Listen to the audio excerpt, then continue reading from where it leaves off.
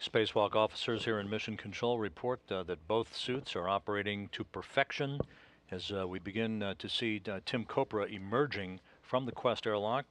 This the start of the third spacewalk of his career.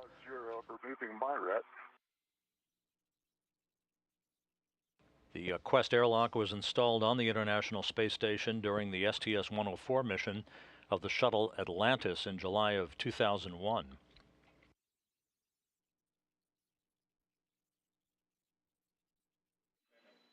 Tim Peake, just keep hanging for a second. We're trying to get a good camera on what we're looking at.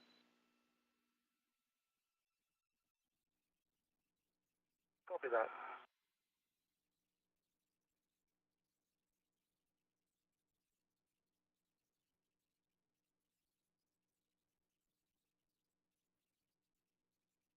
And there is a close-up view of Tim Kopra working at the base of the 1B solar array. Again, as he attaches various pieces of equipment to handrails and other attach points. In the lower left-hand portion of this view is the mast canister for the 1B array. That holds the electronics essentially that governs the operation of the array and the direction of electrical potential down to the sequential shunt unit that will be replaced during the next night pass about 47 minutes from now. All right, gentlemen, looking great. Glad to see you both out there together on the tip of the world. We have two good WVS views, and they are spectacular. And Tim Peake now has joined Kopra at the base of the 1B solar array, right at the very end of the starboard truss of the International Space Station.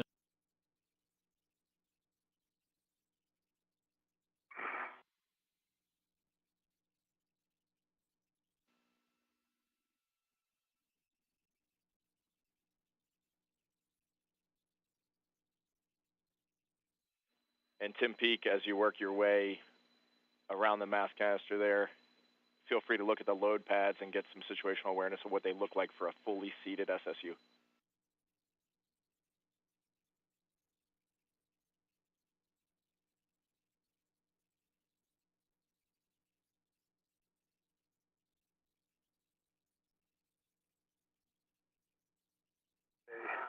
And a good view of Tim Kopra, his feet now planted in that portable foot restraint. Again, that will give him leverage as he uses a ratchet wrench and a pistol grip tool to not only break the torque on the single bolt holding the failed sequential shunt unit in place, but ultimately to remove that single bolt and then be joined by Tim Peake to remove the failed unit from its location at the base of the 1B solar array.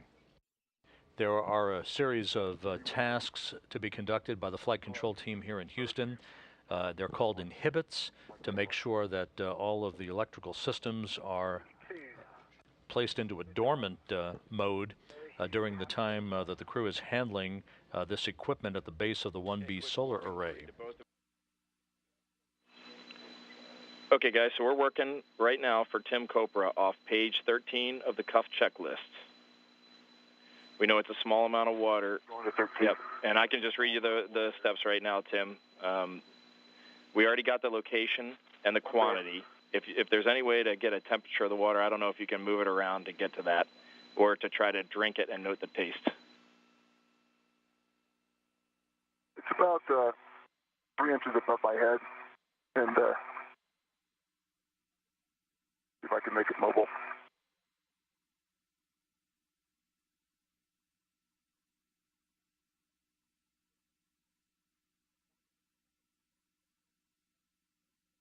Tim Kopra reporting a small amount of water inside the helmet of his extravehicular mobility unit. The next little line there is if the DIDB is a confirmed source. We're handing over communications between satellites on the tracking and data relay satellite system.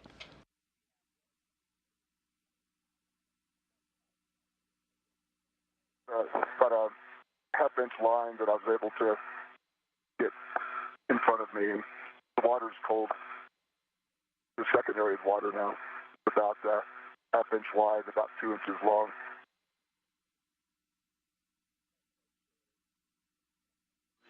Okay, guys, stand by just for a second.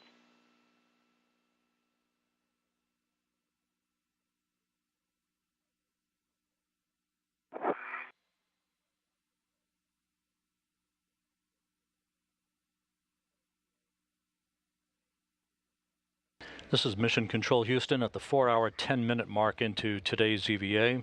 Guys, you can start opening your cuff checklist to page 7. We are in a terminate case, and we're gathering words for Tim Peake and where we'll leave you there.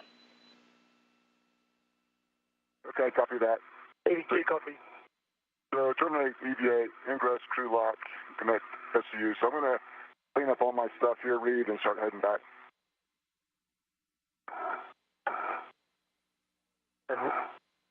Okay, for Tim Kopra, we want you to get your crew lock bag on your BRT and start heading back towards the airlock. For Tim Peake, we're developing words for you. For the most part, it's going to be tying down the bundle you have, giving us a good handrail location of what's going on. Copy that. This is Mission Control Houston once again at the 4-hour, 10-minute mark into today's spacewalk. At 10:58 a.m. Central Time, Flight Director Royce Renfrew directed the team to terminate today's spacewalk by Tim Kopra and Tim Peake. Get it in a low profile. Take a really good WVS survey around with your eyes and make sure that nothing is hanging out or loose. And then we'll take that handrail that's right in front of you that you are tying this thing down to. Okay, copy that, Reed.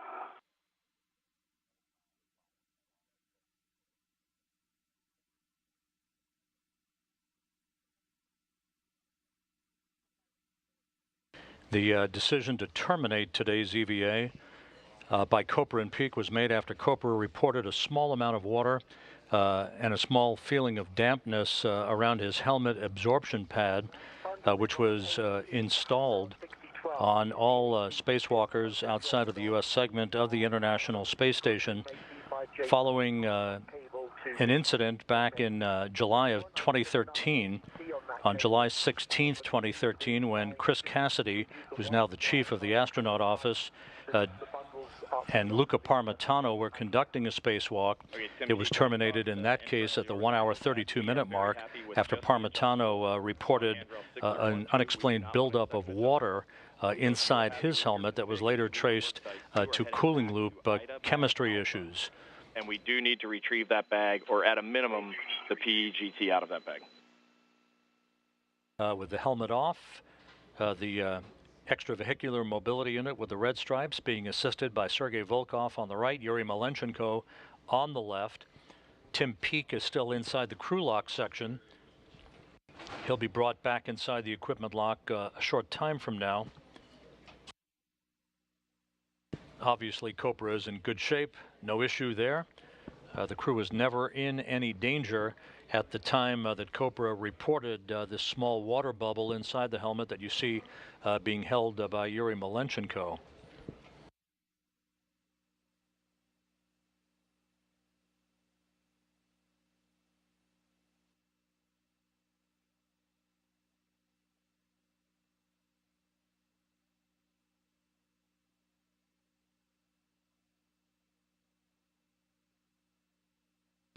A good overhead view of Tim Kopra back inside the equipment lock section of Quest, being assisted by Scott Kelly in the black shirt. And just on the right is Russian cosmonaut Yuri Malenchenko. They will assist now in removing the SAFER unit, the simplified aid for EVA rescue, the jetpack unit from the back of Kopra's extravehicular mobility unit. Just to recap, today's spacewalk began at 6:48 a.m. Central Time. Kopra and Peake made their way outside of the Quest airlock, set up shop on the starboard truss of the International Space Station, and successfully replaced a failed voltage regulator unit called a Sequential Shunt Unit that stopped operating back on November 13th, taking down one of the power channels on the International Space Station. Other tasks were in the process of being completed. by Kopra and Peake when, at about 10:56 a.m. Central Time, Kopra reported a small water bubble had formed inside his helmet. After a brief consultation, Flight Director Royce Renfrew ordered today's spacewalk terminated. The crew made an orderly return back to the Quest airlock, closed the hatch. Kopra and Peake thanked the flight control team for a great job in choreographing today's spacewalk to return the station to a full power capability. They closed the hatch behind them, the spacewalk ending at 11:31 a.m. Central Time at the 4-hour 43-minute mark when the airlock began its repressurization. And as you can see, Tim Kopra back inside. He'll be joined momentarily by Tim Peake as all of the evidence, water that had formed inside Kopra's helmet, plus the helmet absorption pad that is standard attire inside the helmet for all spacewalkers, and all other pertinent evidence is collected for future engineering analysis. For any areas where we think the tubing could have leaked, that condensation we would expect that you just saw since we did go to max cold.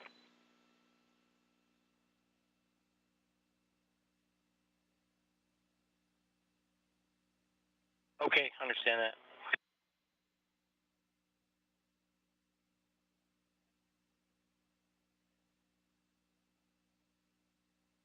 Okay, understand that. In the ventilation tube in the middle, there's water, some water in there too. I tried to get some pictures of that. We copy.